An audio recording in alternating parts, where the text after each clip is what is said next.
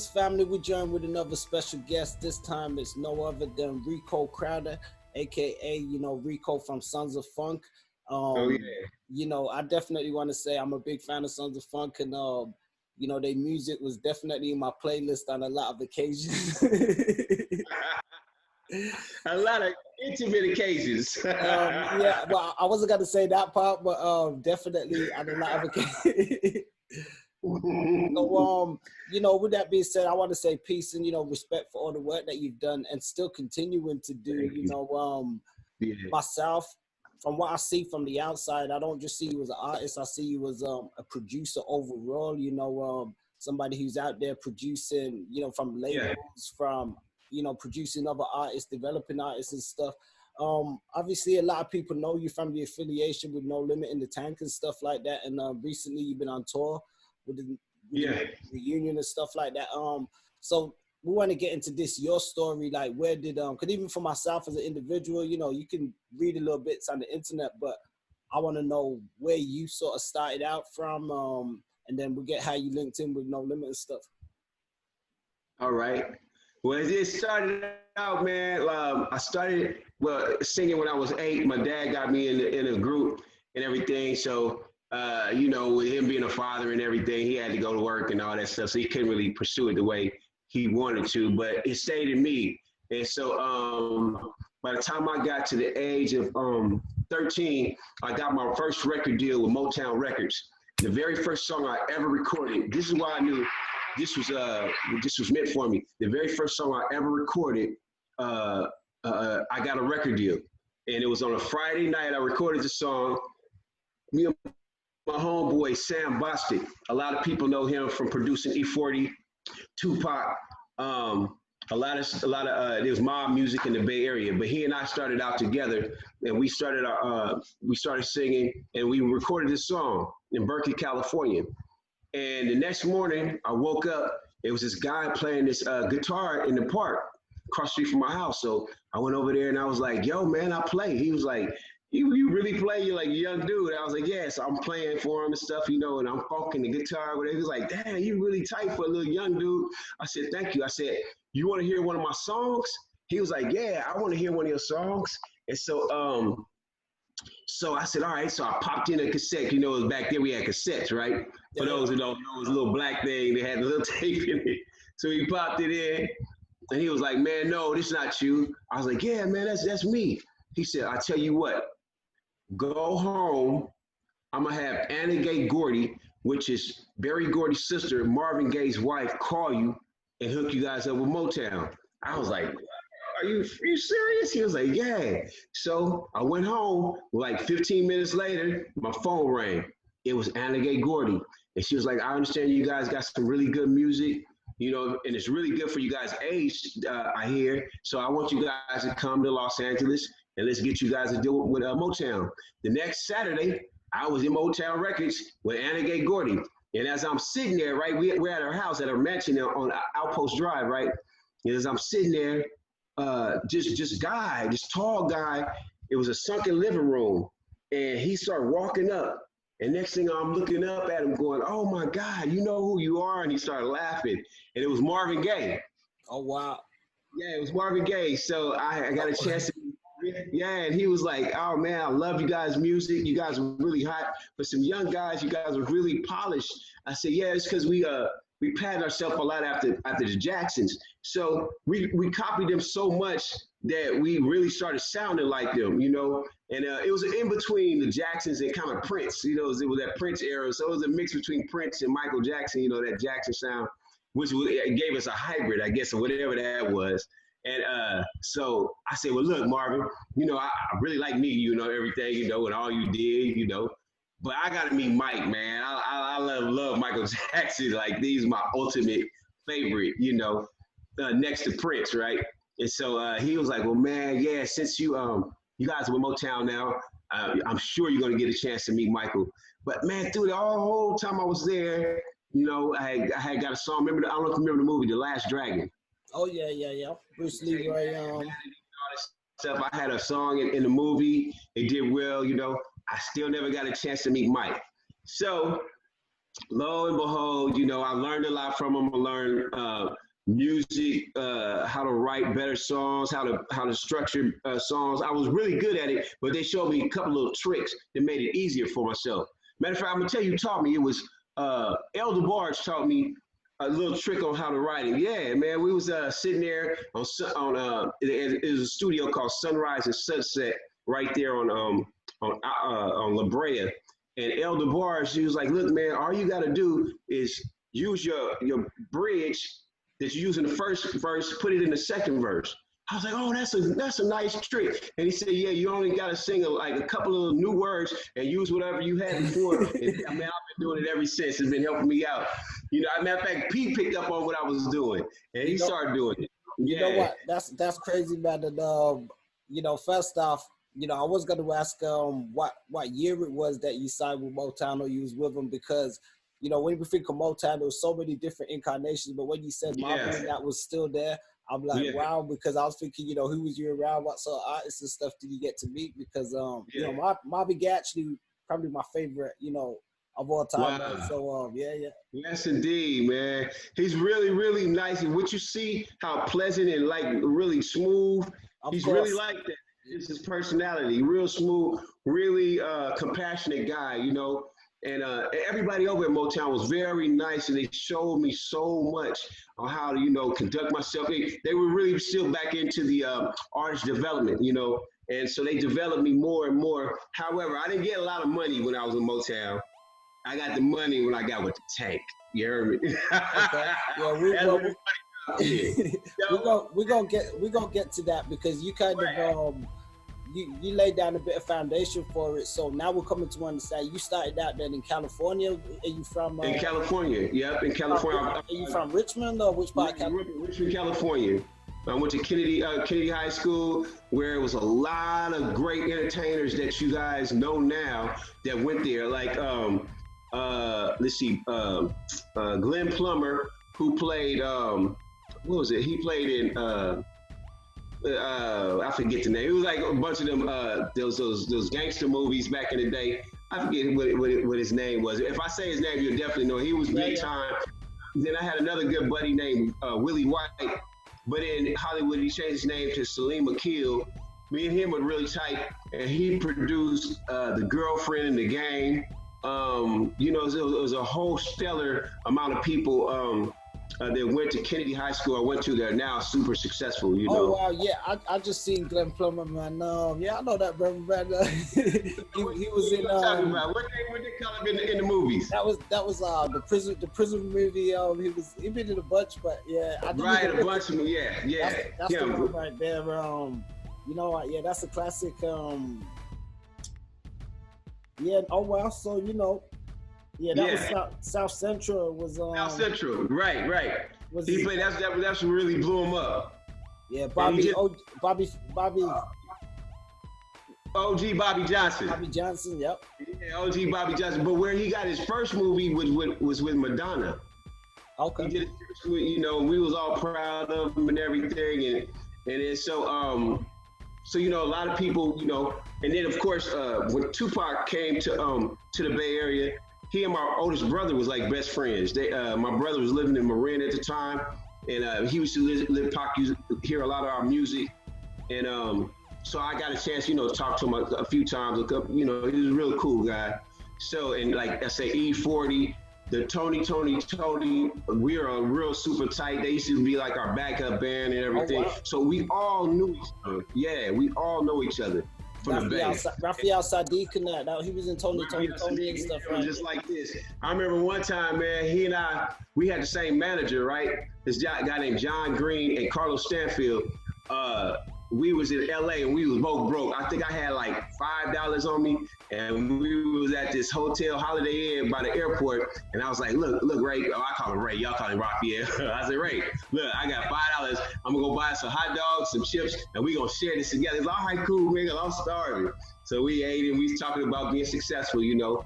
So he turned out to be super successful, and so did I, you know. So it was really good situation. you know.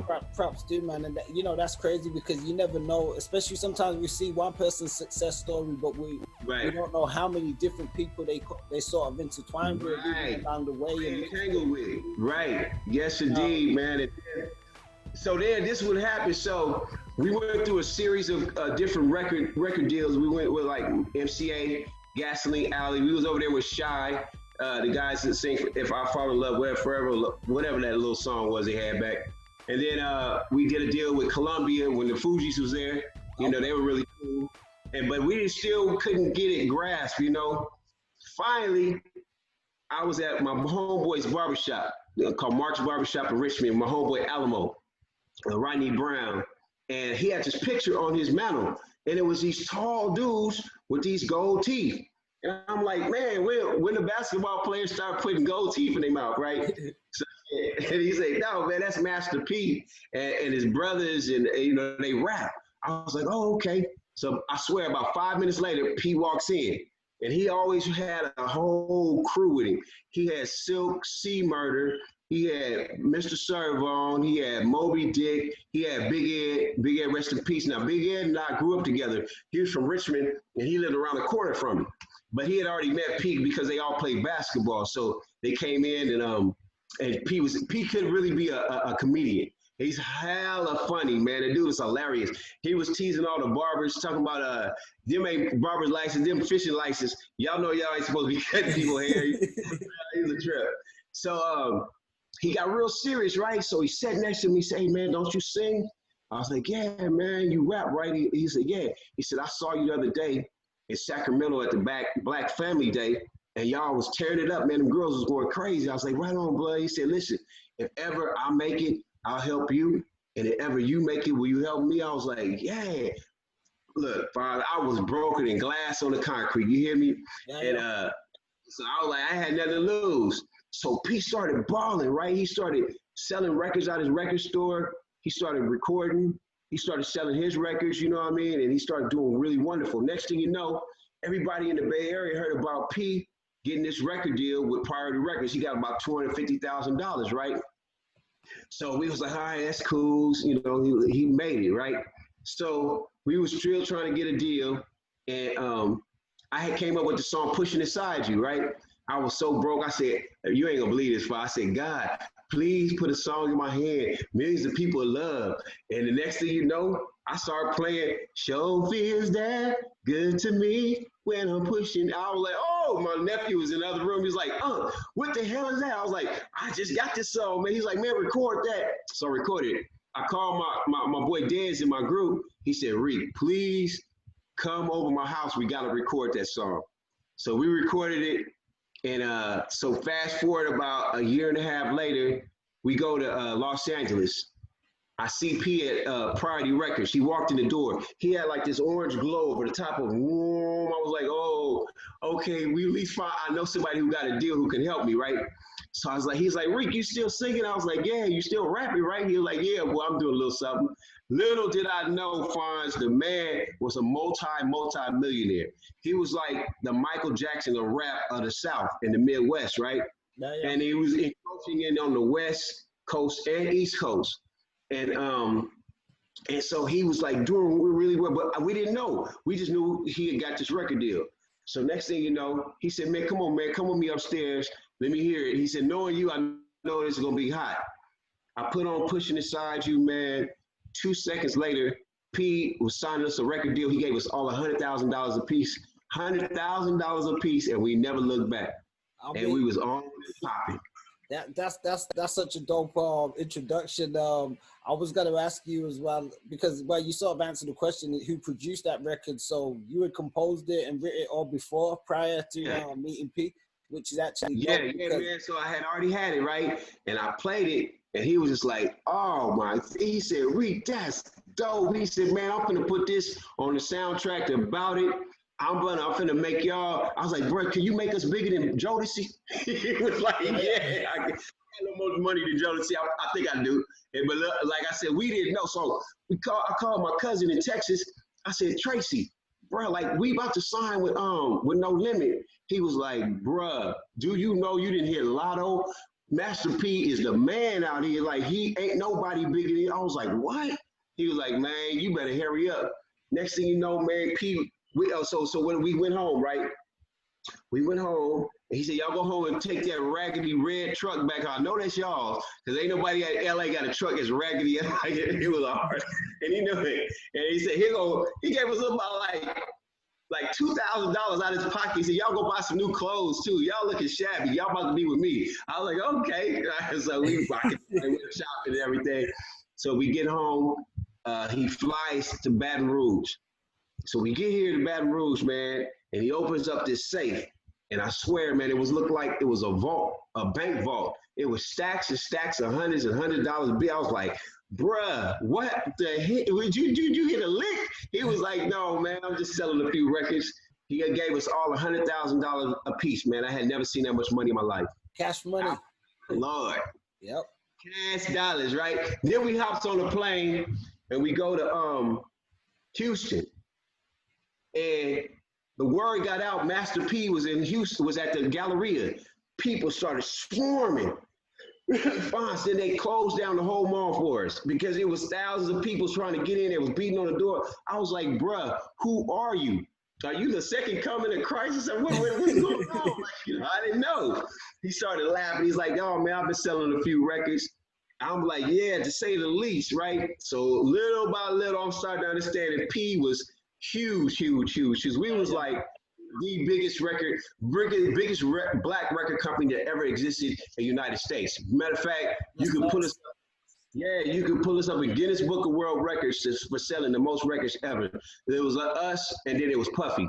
Yep. But we were completely black owned. You know what I mean? Exactly. I mean, that's why a lot of us definitely gravitating towards when it comes to the tank. Now, right. let's go slightly back a bit because you know, you talk about, you know, we just touched on how infectious, like the I guess the aura or the personality or the person or the character Master P grew to be as an individual. Oh man! But you growing up in Richmond early on, you say you grew up with Big Ed a little bit. I want to get into that. You know, if you could share a few stories and how you met some of the other guys. Was it like Dez and Zoe for Oh, okay, yeah. And right. Not only that, I was gonna ask you as well. Did you come across P before in Richmond, or did you hear about him sort of before, or just not until that time you met him? I didn't know who he was. I never had met him or whatever, you know. So let's start with Big Ed. Now, Big Ed and I grew up together. Big Ed played basketball, you know, he was a weightlifter or whatever. And he was very nice, humble guy. Just easy. One of the guys that's in the neighborhood, you know, that you just hung out with. If you played basketball, Big Ed was going to be there. You know, he was going to school you and laugh at you, and you go home, whatever, you know. And I know he was trying to do a little rapping thing on the side, but he was mainly into basketball, you know, so kind of like P was, right? Okay. And then like Dez and I are really cousins. We not like even like buddy, we like really cousins. And so what happened, Dez and Zoe started Sons of Funk before I was in Sons of Funk, but they didn't have a name though. They was just producing beats. And so one day, it was a spring day, right? And I was in Oakland by the lake. This is where everybody hung out. Like you could see Tupac over there, E40 over there. You could see everybody in Vogue over there. We all hung out at the lake, Lake Merritt in Oakland on Sundays, right? Everybody be over there. It's just a bunch of fun, you know. So then I seen Dez. He was like, "Cuz," he said, "Man, I'm producing now." I was like, "Whatever, boy. What you producing?" He was like, "Man, come over to my house right now. I'm gonna let you hear some of the music." So I was like, "All right, cool." So I go over to his house, and man, I swear, Fonz, he put the music on, and it was all the sounds you hear on the radio. I swore Teddy Riley was in that room with us, right? Because it was around that New Jack era time, right? Okay. And it was the drum sounds, it was the keyboard sounds, and I was like, "Cuz, you really did this?" He was like, "Yeah." So it's really a song out there we got. I'm gonna send it to you. It's called "If Your Body Say Yes." It's better than pushing inside you. Really, that's a huge statement to make because pushing inside. Okay. It really is, man. It's a song out there that I wrote. It's better than pushing, right? So so I said, give me that beat, man. When I come back tomorrow, I'm gonna have a hit record for you. He was like, for real, cuz? I was like, yeah, man, that music is dope. So I went home and I wrote to it, right? And I came back the next day and I sang the hook for him in the lead verses. He was like, damn, that's what we need. Oh my God, cuz will you be with us? I was like, okay. So at this time, Zoe was there, right? Zoe was just 15 at the time, right? He was a little dude, but he was a virtuoso on the keyboards, right? He could play. He was a PK, right? So grew up in the church playing. And so he was extremely good. And then that's how Sons of Funk started. Okay. And we started producing a lot of records for ourselves and started getting out performing. And I noticed that we had it, man. I noticed a lot of people started really tripping on us, like, hey, man, y'all really sound really, really good. It's so good. It was this dude, he and I we didn't like each other. He was my nemesis, right? He had got that song, If Your Body Say Yes. And he said, Rico, man, I know me and you we don't see eye to eye, but he said, I love the hell out your song, man. That dang song is the bomb. He's like, man, like, I can't stop playing it. I was like, I know you must really like it, because I know me and you, we at odds all the time, you know, it was over some girl type stuff, but that's here nor there. But we cool now, we young. So yeah, man. So then we started bubbling. We started doing selling records out of the trunk like everybody else. We were selling hundreds and hundreds of tapes. And just by that chance, man, I met P. And man, when I tell you, Fonz, meeting P totally changed my life, man. Like, so by the time we put out, I got the hookup. We had all bought houses in Beverly Hills. We had all got brand new Mercedes. We had buku money in the bank, man, and we had just, life was just, every day was a Saturday, And like, let me tell you, like when I finally moved to LA, right, and I got my house and everything, it was a 7-Eleven on the corner where I lived in the valley, right, and rest in peace, man. I just saw that he passed away. I used to see Eddie Van Halen all the time there, and yeah, he was really nice, man. He lived up the hill from us, right. And he would invite us over. Well, he invited me over because I told him I play guitar, and I heard him. He played Beat It for me, and I was like, "Oh, dang, man!" So by this time, I still never met Michael Jackson, right? But I did meet his mother, and I met her at this restaurant in the Valley. It's called Stevie's Soul Food, and I told her, it was such a pleasure meeting her, and the way she raised her kids, it allowed me to pattern myself after them. And I wasn't into drugs. I was thoroughly focusing on being successful. And she said, baby, that's got to be one of the best accolades I have ever heard, so that made me happy. I met the King's mom, and I think I met Janet Jackson a year, but it wasn't like, I couldn't meet Mike. And then I had a bunch of buddies, man. I wanted to meet Prince too, because I love Prince about as much as I love Mike, right? So, of course, Raphael Sadiq, he played with Prince, or Sheila E. I had another buddy, my mentor, Miko Weaver. He played guitar for Prince on tour with him and stuff. And Levi Caesar, who grew up in Richmond with me, he played with Prince, but I just never got a chance to meet none of my heroes, But it's cool. Yeah. Well, you definitely left your own mark now, and as you said, meeting Mike's mom, that must have been a blessing, and especially getting to that message to her and stuff like that. So that really felt. We're getting back to some of the Tank stuff. Then fast forward now, we done dropped. I got the hookup out not too long after Pushing Inside and stuff coming. At what point do you think to yourself, or do you look at it and say, okay, this is it? Like, we really got some steam right now, and you was also involved with producing other artists on the Tank and that as well. Everybody. Stuff, so if you could give a bit of insight on that. Yeah, man, it was so wonderful.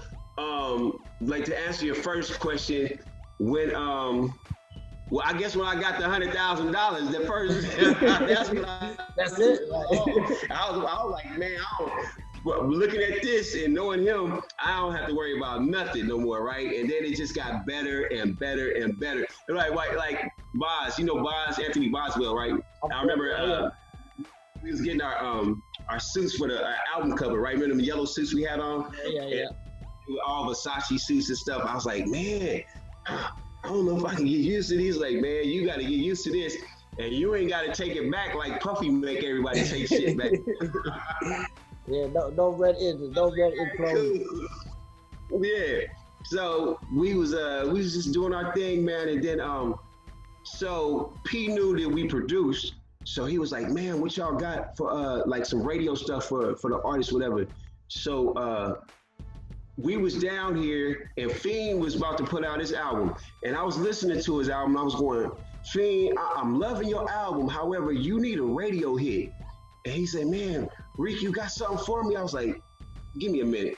I think within 3 minutes, I came up with Feel My Pain. Okay. And so I started playing it, and I came up with the hook. Zoe, he came up with the keyboard part. And hold on, my phone going on. And, so he came up with the keyboard part. Man, we started recording the song, and it became his #1 hit. Yep. Well, then you put just being in the mix. It sort of reminded me of because sometimes I think, how come you guys didn't have more production credit with like as part of Beats by the Pound, but at the same time you was your own sort of outfit, but still in that assistance. I know there must have been some great sessions because you was around at a time where the tank was stacked. Yo, man, we was killing it. That you and P always did great work and stuff with the Colonel. Is there any other artists you just mentioned, Fiend? Who would who was like? Man, we produced everybody. I produced Cain and Abel. I produced Silk. I produced C Murder. Let me tell y'all about C Murder. Yeah. People think P and C is really the same person. C just got a little more edge on it at the time than P, but they were both very meticulous. I mean, people don't know this about C Murder. He would, if he recorded with you, he'd get your name, he'd get how much you wanted to get paid for the song. He would make sure that your check was ready at the end of the night. Oh, he was meticulous, man. He was like this. And what I loved about P, Silk, and C, they were always on time. Matter of fact, they was there earlier than the time they were supposed to be there, right? They never were late to anything they did. They didn't have the Hollywood mentality. They truly appreciated what God had blessed them with, and they were just meticulous at what they did, and so that bled over on the other artists on the tank. We knew because P was on time, and that was just me anyway. I was always on time, but I noticed everybody else padding themselves after how he was. We were always on time. We didn't try to start any trouble with anybody. If y'all ever see P in concert, he always said, look, I don't want no fighting. I want y'all to go home, have a good night. We had a good time here with y'all. And I thought highly of the brother, so much so, man. I remember one time we was in Atlanta, right? And we was at the Galleria, I think that's whatever the name of that big mall is in Atlanta. We was there. And so he pulled me to the side. He said, Reek, you see that dude selling the tanks, right? They're like some fake No Limit tanks. He said, Tupac would be mad about that. He would go over there and want to fight that guy. He said, but not me. He said, man, that dude is perpetuating the tank. He's letting everybody know we here. He said, it's a compliment to me that the dude would even go so far to make a fake tank and sell it. Plus, he got to feed his kids too. I'm not going to stop him from doing that. And I was like, dang, P, you right. I mean, this dude was so far advanced, man. Wow, even back then. Yeah. Back then, man, everything I learned from them, used to call it No Limit University, right?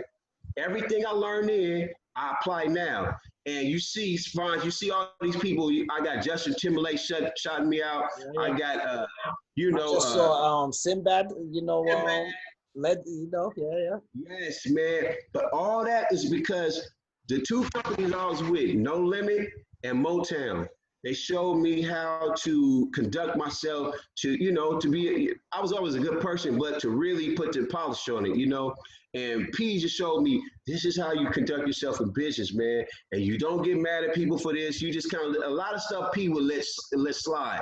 A lot of people did a lot of stuff under the, behind the scenes to him that you would never even know about. But you would never know. He just let it slide because he knew his trajectory. where he was going. And oh man, it was just phenomenal, man, what he did and how he was doing it. And again, Fonz, everything that we learned, we're applying it to this day. Exactly. And it's still working. I mean, yeah. I'll be honest, even with myself, because, you know, a huge inspiration and influence to any stuff I've done has come from seeing what P and No Limit in the Tank did. I always looked at No Limit same way as the university, like you guys used to say, and be like, shit, I'd love to study under that sort of learning tree. And even from the informal learning that I got, still enabled me to have the mindset where I've been able to, you know, sort of have that entrepreneurial vision to go out and put different things together. And a lot of that's come from, you know, seeing P do it, seeing the Tank do it. And when I see guys like yourself, even at like this stage in the game, it's always a blessing because, you know, when we talk about No Limit, you know, we just saw the No Limit Chronicles even come out, and we saw everybody kind of knows somewhat of the story, the rise, the fall, the good, the bad. At the tail end of that, you know, I've spoken to a few different people, and you know, there's no doubt that No Limit was paying out money, which at a time where most other labels weren't, you know, really paying their artists money and stuff like that. They was putting people in positions. At the same time, when things sort of went sour, people went different ways, or some people lost their money, some people didn't do certain things. And, you know, I'm not taking anyone's side or anything, but like I said, when I see someone like you, it's like as you've explained, you've taken the lessons and done something with it. I know people been kicking them for years. I remember buying like the Source magazines and stuff back in the day, and they used to have interview the artists, even me and X and stuff, and they would speak about how P teaches them business and tells them to invest in money and stuff like that, and things of that nature. So it's like seeing somebody like yourself that's did it. Let me expound on some of that too, man. So I was lucky enough to have a mother. Well, my father was very astute as well. He, you know, college graduate or whatever. And but my mom was very business, and she gave me high, financial IQ. Okay, once I bought that house, right, in Los Angeles, and get this, P never had his name on anybody's home or cars or any of that. Whatever was yours was yours. Now, what he would tell you is, look, y'all put y'all pants on the same way I do. I still got a company to run. So this is yours. If you got to go get you a little job to keep up with your little taxes and pay your gas, whatever, go do that. It's okay. You know, just do what you got to do till we get to this next level. You know, and a lot of people had a lot of, I would call false pride or whatever. They didn't feel like they needed to do certain things, but I understood, right? So, and a lot of guys, man, to this day, and I hate to say it, but since you want to talk about the good and the bad, I'm gonna just be real with you. A lot of them didn't adhere to the fact that P put us 30 years ahead of life. We were young guys. We were like, I think I might have just turned 30 or whatever at the time. So I was very young. But if you think about it, me owning that home in Los Angeles beat out 30 years of life. Whereas I didn't have to pay a mortgage for 30 years. So I was that far ahead, advanced in life, but some of them didn't see it, but I did. And what happened was, Fonz, the market started to grow in California, right? So I said, well, you know what I'm gonna do? I'm gonna cash out on this house, and I'm gonna move back. I'm gonna go down south to Louisiana, Baton Rouge, and I built this beautiful house, and I bought a bunch of property, like 6, 7, 8 pieces of property. And I sit back, man, and that's what allowed me to still do the music comfortably the way I do. Of course, I got some ups and downs. You know, folks don't want to pay rent or whatever, but hey, that comes with the territory. Exactly. But I knew what to do and what not to do. My mom was like, oh, no, boy, you ain't finna blow your money on a bunch of cars. You gonna go do this, you gonna do this, build this house, do this. So I did it. And to this day, I'm living a really great life. Inadvertently because of Master P, man. Some people that is on the Tank can't say that because for whatever reason, they own their homes, like some beautiful homes, $250,000, $300,000, which right now they would probably be about close to $1 million. You know what I mean? They took loans out on their homes and didn't pay them, and they lost them. And the people who gave them the loan was salivating because they knew their homes was 4 times the amount of money they had loaned on. And so, you know, so now some of them are kind of like, what do I do? But I knew, but here's the deal. Pete told him back then, don't take loans out in y'all houses because these people gonna take it. I know y'all done got spoiled. I done spoiled all y'all, and none of y'all want to go back to work to pay these loans off, and they gonna take them, and you guys got to start all the way back over. I knew never to take a loan on any of my homes, you know what I mean? Unless I was going to do some more property investment. And so a lot of them, that's what happened to them, you know, and so they just got to deal with how life throws at them. And, you know, it's hard out here, man, you know. Yeah. But again, Pete put us 30 years ahead of life, man. And people couldn't even, they was like, wow, how did y'all? And I was like, man, thank God to Pete. You know, God first, but God allowed Pete to bless us all, you know. Yeah. And I think it's what you say is definitely right. Because even when we talk about, you know, even just talking to yourself, you know, I know you're somebody with a high IQ, and you said you had a financial IQ on top of that. So, you know, you're quite in your own right. When we look at some of our people, it's not necessarily the bad thing to say, but we have been put and left behind in a lot of ways anyway. So sometimes I think a lot of our people don't realize how behind we actually are. So even when in a situation like that, where you've had somebody like the Colonel who's really advanced and tried to help move people forward, but he's speaking about it sometimes where it became like a detriment even to him, because you put people in positions, and then when you're not able to do something for them no more, when things change, that dependency, you know, all of that stuff. Now, you know, I started seeing people turn on him. Yeah. I was like, how are y'all turning on this man? The man hooked us up. Nobody was giving us no record deal. Like I'm telling you now, Bonds, I knew Invo. I knew Tommy and Denny, who produced Invo and the Tonys. I knew all these people personally, but it took a dude from the bowels of the Callio projects. And I don't know if you ever been to Louisiana and seen these projects out here. Ain't nothing nice, man. I mean, it's horrible. It's horrible. I couldn't imagine what it was like, especially in those times. Oh my God, bro. Shout out to Neutral Grounds. Yeah, shout out to the Neutral Grounds quickly. There's a channel on YouTube. They got quite a few different documentaries and telling some of the stories and stuff, so people can check those out.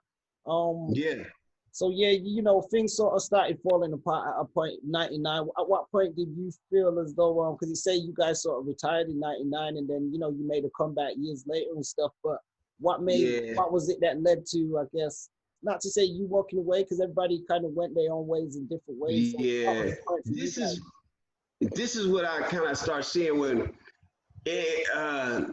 I don't know. P is a human being too, right? And he's a man, and he had whatever, you know. When he started doing the wrestling thing, I was like, hey man, you Master P, you don't wrestle. You know what I mean? Don't go in there with Hulk Hogan and all the rest of those idiots. Yo, you crazy man. You should have let him stay. Sorry to cut you. You should have let him stay, because I'm a big wrestling fan about it. That was huge at the time. That was huge at the time. Seeing P and wrestling. I didn't want to see him in the ring, but seeing him in there, he actually got paid. He got paid a lot of money as well. They gave him for those. Yeah, I'm sure he did. I'm knowing P. I know. But this is really the downfall. Let me share something. Go ahead, bro. Sorry. No worries. Listen, I'm gonna show you. This is really what happened. When I bought my home in LA, right? We lived in a very affluent neighborhood. I was in Hollywood, Beverly Hills, Sherman Oaks, right on the cusp of both. And I would go to the Slauson swap meet on Slauson just and hear all the hot new music coming out and just staying grounded with my people. You know what I mean? I don't want to get too out there where I'm losing contact of really what's hot or what's going on, right? And all of a sudden, I heard this song. It said, "You keep your body clean, huh? You know the scene, huh? You know the thing, huh?" It was Juvenile, huh? Bro, I was like, holy! And I could hear the tone in his voice. He was from New Orleans, right? I was like, oh snap! So I called my homeboy who lived in Baton Rouge. I said, "Who is this?" He said, "Man, that's Juvenile, and that's Cash Money." I had just read about him in this magazine called Murder Dog. It was pretty hot too. I know I just read about them, and I had just heard about Manny Fresh or whatever. I was like, okay, so these cats, yeah. So I jumped up. So Slauson is right by the LAX, right? So I drove my car to LAX, man. I hopped on a plane, No, well, let me take you back. So I said, man, who are these cats? He said, man, that's Baby, that's Manny Fresh, that's Juvenile, that's Cash Money. He said, man. So I was like, all right. So I hops on the plane. I gets to Baton Rouge. I go to the office and I tell P, excuse me, I said, P, we gotta sign Cash Money because if we don't, they gonna take over, man. Because I'm listening to that. It was like a new hybrid of No Limit, right? But it was funky and it was the drums. It was on some. I was like, oh my God, who is this Manny Fresh? He was like, no, Rick, you tripping? They ain't nobody. They ain't go. I was like, boy, is you serious? Go to California and go to Slauson Swap Meet, and you gonna find out who Cash Money is. So him and Bob started laughing at me, whatever. I was like, all right. 6 months later, girl, you look good when you back that thing up. Monster. They took off and we went down. That was a wrap. Oh, and this is when it really hit on. So I was at a Nas concert in Orange County, right? You know, because I kind of like New York sound a little bit. You know, it was dope. And I had got a chance to meet Jay-Z. He was there that night, and I'm a huge Jay-Z fan. I love Jay-Z, and so I walks in. I had my tank on, and some dude out of somewhere, I don't know where he was, but he said, "Fuck No Limit. It's all about Cash Money." I was like, "Oh God." And that was on the East Coast. It was a wrap, you know. So, oh well. I mean, okay. So, go ahead. Yeah, no, I was gonna say even my early introduction to Cash Money was like, cause they had that down pat where when we used to see him in the magazines and stuff out here. At first, we initially thought they had something to do with No Limit because just the look as well. Right. And then I think one of the first records. I heard a bit of Hacker. We used to get like Young TV raps and stuff like that, and then as you said, Juve is crazy because I was talking to someone about Juve earlier, and I was saying like I didn't really bump all the rest of the Hot Boys in that at that time like as much as like maybe because he was a bit older and I didn't realize them, but he had just that extra dimension to him where he sort of carried it forward. After Wayne, got a bit older and a bit seasoned. Obviously, he took he knocked the ball out of the park, but same. I remember hearing Juve, and then he was on the Rough Riders album with with Dragon and all that. He was doing all these dope features and stuff. And the boy was dope. It's kind of crazy because even watching the Chronicles, and they say P had the opportunity to either sign or distribute because my introduction to them, that's what I thought was the way that they appeared. In their appearance and everything, I already thought they had something to do with No Limit. Let me take you back, Fonz. Honestly, I left a part of that story out. Really, my boy had called Baby and said, he said, man, tell P I'll sign the whole company with him for $1 million. P had more, he could have just threw $1 million at him. And that's what made me come to Louisiana from LA and say, P, man, look, these dudes, man, they hot. All they want is $1 million. He was like, man, we ain't fooling with them. See, I didn't know that he had already met with them at that restaurant or whatever. And, he was like, nah, I don't. But, I guess he recognized Baby as being, just as strong-willed and just as, and there's nothing wrong with it. Two alpha males, super alpha males, right? That's was really what you had. Yep. And he recognized that, and for whatever reason, he just said, "Nah, go ahead, y'all do your own thing," And he was a man. He was admitted that if the people over there priority signed him, he was gonna leave. And it was so many people beckoning for us that it didn't make a difference, at that time. But of course, Cash Money came, man, and just, and they to this day they still are reinventing, with Wayne, and you got Drake, you got Nicki Minaj, mainly Drake. I love everything about Drake, and so it just transformed, and it is Cash Money still. I think that's what No Limit missed out on, really being able to reinvent the wheel in the right way, just maybe down to a lot of the legal stuff and things that happened after with the company and all that, but you know, even with the stuff that you're doing now to move it forward, it's like you've been able to reinvent the wheel with Sons of Funk. I mean, 99, you guys sort of took your breakout, but then you came back again. And what year did you come back? Was it 2014? You dropped the Lost Files? Yeah, we had the files, the Lost Files, the Sons of Funk, and we were trying to do it, and you know, and it was cool, but they, you know, I'm gonna be honest with you, my dad's in the group. He just, I don't know if he really felt it anymore or whatever, you know. But I had the power and the zeal and the power and just the bright light just to keep going, because there's some accolades that I still want to achieve, which is, you know, I want to get American Music Award. I want the Grammy. You know, I want my name on a Hall of Fame, Walk of Fame in Los Angeles. There's a few things that I must achieve, you know, before I check up out of here. And I still, to this day, that fire burns bright in me, man, that what I'm trying to achieve. And so they backed away. And now one of the original members, which is Zoe, he's still in the group with me. And my son, RJ, who's doing a phenomenal job. He's like, to me, he's really like Chris Brown minus the dancing. You know, his vocal ability is just, and he's so creative when he writes. So this is what we got, Franz. We got this beautiful marriage, right?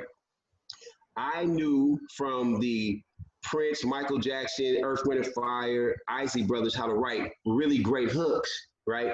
And I have a really strong ear for like music I think is going to appeal to a lot of people that cross over. And so what I do is I write the hooks, and then he and I write the verses, but he brings that young swag to it, the new cadence, which is now, again, a hybrid of whatever is going on now. So we're in our lane by our own self, and there's no R&B group out there like what we got. Yeah, so if you can imagine, you got like Chris Brown and Drake and Earth, Wind and Fire together, and that would be the new Sons of Funk. Yeah, I mean, we've checked out some of the new singles, you know, the Entanglement, Stupid as well. It's another one. Dope. And, you know, there's a lot of great visual stuff as well. I mean, you guys got some dope visuals and stuff too as well, which is really important in this time. And even with your marketing and stuff, you know, I've seen like loads of shout outs from, you know, various celebrities, DJs, DJ Envy. The Breakfast Club and stuff like that. So you know, there's a lot of support there. For Sons of Funk. So we doing it, man. Like again, like we have all the support from all these wonderful, illustrious people that's really, really strong in the game, and they pushing for us. They're playing our music. We're getting back out there.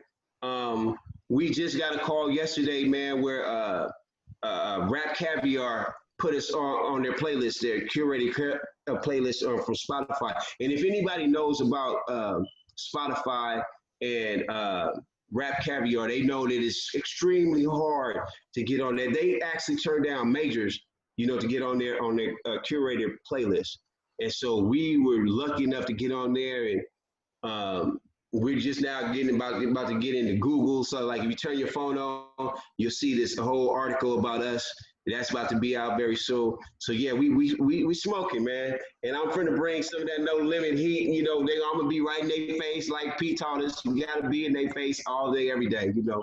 Well, you know, we're definitely carrying the legacy forward and still extending on it, as you said, with your son as well. So with that being said, you know, even just looking back slightly then before at the No Limit legacy, what's your maybe personal favorite? What was one of your personal favorite moments or even times? Like, was it being in the studio working on music? Was it working on the movies? I recall seeing you in, you know, No Tomorrow and some movies like that in the studio and doing bits. Oh, yeah. You know, which parts did you read was like, you know, where you was really in your element? I'm guessing in the studio mainly, but, you know. Yeah, I love that part, man. You know, because I was always around because I wanted to be in everything, right? They wasn't going to leave me out. I'm going to try to be in every movie or whatever. So P said, Reek, I got this wonderful part for you in No Tomorrow because you acted so crazy and I got the hookup. Do you remember I was playing with the stripper with the money? You remember that? And I got to go back and watch it. I got the hookup. That's you. That's me. I remember that seeing you like.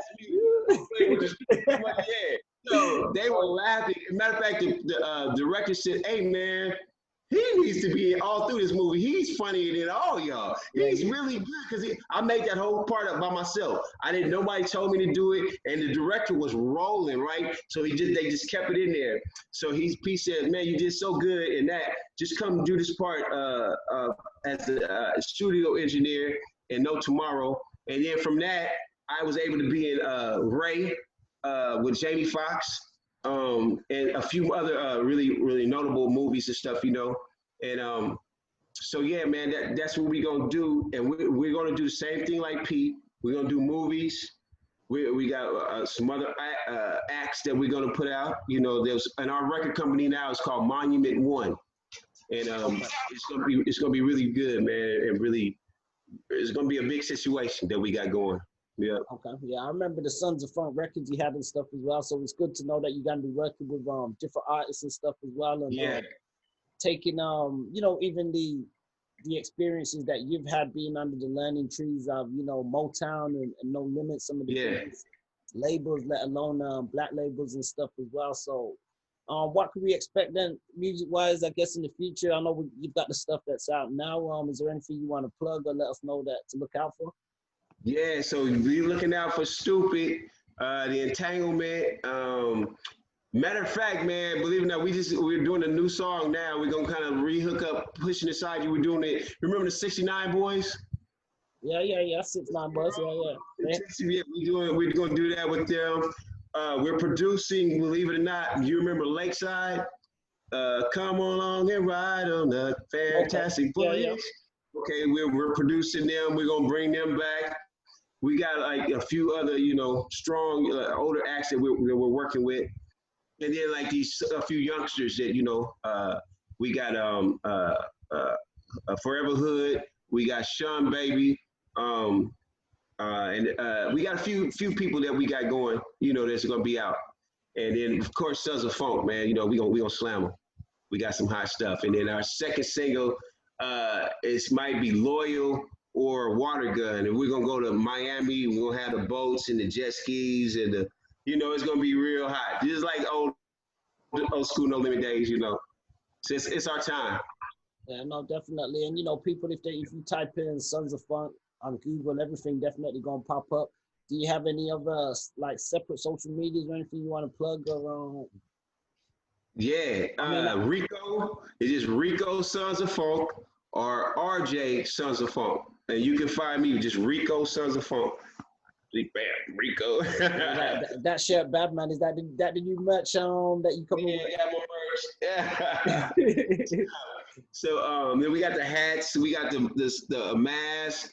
We got dominoes. I'm telling you, I learned from Master P now. We got it all. We got it all. Yeah, so next is in the food business, man. So yeah, I'm proud of P. You've seen what he's doing, especially with the food stuff and that as well. That's he got the cereal and all kind of stuff.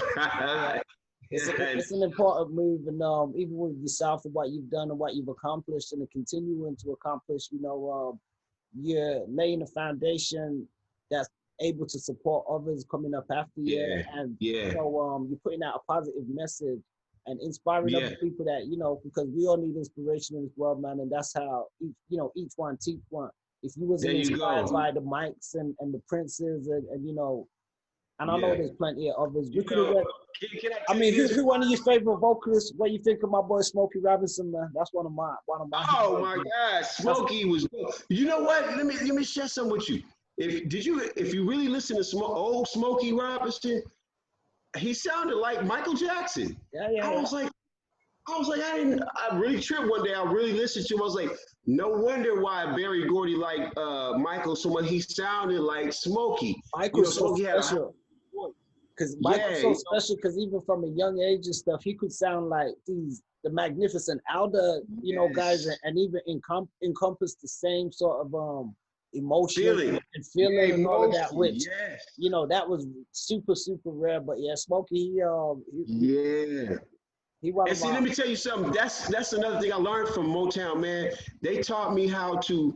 I was always doing it, didn't know I was doing it, but they really taught me how to hone in on like say for all this interview you were talking about, right? I would hone in on certain words that really sparked or felt like it would like attract millions of people, and I would remember how your phrasing was, whatever, and I would write it down, and that's how you write hooks. And they said that's the key to writing hooks. It's just like basic talking. But remember the buzzwords, like words that really stuck out to you. And those are the hooks that can make millions of people buy the records. And then I always adopted that, you know. And another trick that I learned from P. P is dope, man. Like people don't really know. He's dope. Like so he'll write his verses, right? And then his second verse usually is better than his first verse. So he'll throw the first verse away and pop the second one on first, and then he'll write another one. It's even better than that. But by that time, that's a great record. You know what I'm saying? And I learned that trick from him. You know, he's good. That's a dope tip, man. Because you know, even myself, I was playing the record to somebody the other day, and it was like, "Oh, your second verse is better," and I said, "It's always supposed to be that way." However, I never would have ever thought to do anything as genius as that. Like, take that verse. And man. And watch this. And if you really listen to his music, he kind of says a lot of things similar. A lot, but he's breaking his brand. He's breaking his way of rapping. Like he might say, I grew up on eggs and rice, or he might say, he had a couple little sayings he would always throw in his record, so you'll know it was him. He was always breaking. He was always promoting himself. You know, he was dope, man. Yeah. He was so. I mean, he's still dope. To me, I give him a lot of respect. I don't get into any of the other foolishness, but for what he's accomplished and what he continues to do. As we know, there ain't no man on this earth that be like perfect. And one thing I love about he always says he ain't God, and he always says he ain't perfect. So what more can a man say besides that? And you know what, Fonz? Let me share something with you. And I know people might trip out when I say this, but if you show a picture of not Malcolm X, but Martin Luther King, they need to show a picture of Master P. Let me tell you why. I seen him by 40 Black men and women homes that they own by themselves. They own. He didn't have put his name on it like this in the record company's name. No. You deserve this because you've been working so hard. This is yours. Now just keep it up. So what can you say when a man does that for you? You know what I mean? And a lot of these people, we both know Fonz, a lot of them that was on the tank would have never got a major record deal. Some of them were subpar. Some of them were okay. Some of them were super great. You have Mystical, you know, you have Fiend, you have Me X. These are people, you know, Soulja Slim, what's his name? My guy that's in jail. What's his name? Who?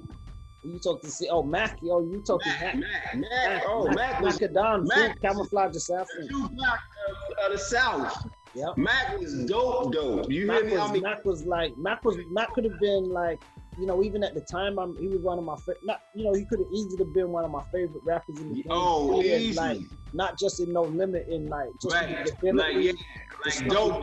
Like, about. Really, yeah. Like truly, man. Like if you really sat down, and again, he was so humble. He's such a nice dude. All that stuff. I would be very hard pressed to believe that what they said he did, because he was not like that. But he was such a brainy little dude, man. To me, he really was the Tupac of the South. He was truly the best rapper on No Limit.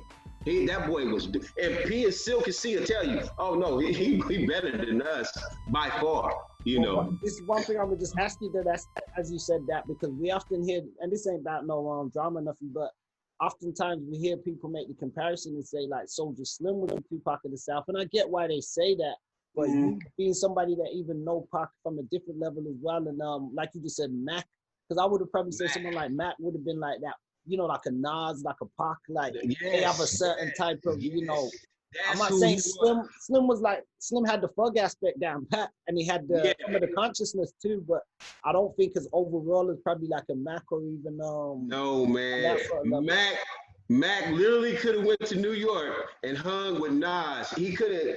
I mean, Jay-Z. I mean, Biggie. Like his lyrical assault was that dope, man. Like. Mac was something else, man. It just breaks my heart to this day that he didn't really get a shot the way he really should have, you know. And I know it's back to the diaspora to where we live, you know, in the South, and we were so enormous that anybody black that was with No Limit that they could have put some handcuffs on, they did. They didn't care who, but they really wanted P. But P was a businessman. He wasn't a thug. It wasn't all this, you know. You wouldn't go see P at no party. You're not gonna see P at no bar. You're not gonna see P doing nothing nefarious. It ain't gonna happen, man. P was about his business, and he was straightforward, and he handled his business as a businessman should, and that was it, you know. And a few of us got tangled up in some mess, and you know, like C. You know, whatever. On that last note, even we talk about being tangled up, we still see a campaign for free Mac and free C Mac. Yeah. You just sort of touched on it, explaining that the judicial system in New Orleans can be, and in Baton Rouge, or just Louisiana, and a lot of places in the South overall can be quite harsh. Quite harsh as we see. So, on us. Yeah. You know, and I'm gonna leave you with this. This is why I love P, because he gave us all a shot not to live in that lifestyle anymore. That wasn't for any of us. We all lived in these palatial homes. We had very beautiful cars. We had money. If it wasn't your time, just go get you a little job or whatever. You know, don't be thinking you're so high up that you can't, take care of your little, twos and fews or whatever. But that's what P did for us, man. All of us. And, some of us just fell by the wayside, and then along with the racism to which is brought upon our culture and our race or whatever, it fell off. But, oh, well, I'm still here. Yeah, we appreciate that. And then just in closing, I'm gonna ask, while we talk about just the race and stuff, is something that's been going on this year. BLM, the elections. We just seen the debate yesterday. Who you got? I know you got quite a political head yourself. Are you? Yeah. You know what, Fonz? I look at it like I'm neither right wing nor am I left. Yeah. Because that's the same damn bird. Yep. You feel me? I am. And I have nothing against white people or anything, but I am a black man, and I am for my black people, and I am going to create more jobs, and I'm going to create ways for our people to make money, and we're going to create our own political system. We're going to buy our own land, and we're going to do the right things for each other. That's who I am, and that's who I'm voting for. I'm voting for RICO to help my people. I could respect that, and that's a solid mindset, and I guess even the no limit mindset and stuff too. We ain't about disregarding other people, but we definitely about empowering and helping our own people and stuff. Our own, just like everybody else does too. Everybody else does it. Chinese people do it. Jewish people do it. Whatever. We all, even though I believe Jewish people came from Ethiopia, I can go way back and talk about all kind of stuff. But I mean, that, right here, maybe a different conversation. On that last note, though, before we go, because I can throw some wild, because I don't know if you ever heard it. I heard this track, and it was a Big Ed track one time, and it was it's an unreleased track. I think it was on a Players and Ballers soundtrack or something. Not a No Limit release, but he rapping about not necessarily Armageddon and stuff, but he just dropping so much conscious sort of bars and stuff like. And I was like, Big Ed must have been deep. Like, I know he must have been. He didn't come off like an NOI, but he had like, I was like, he was. Yeah, he got that. He got it in him. Yeah, he has a lot of Islamic beliefs and faith. And that's how he patterned his life. So he was straight-laced too, man. Very straight-laced guy. Yeah.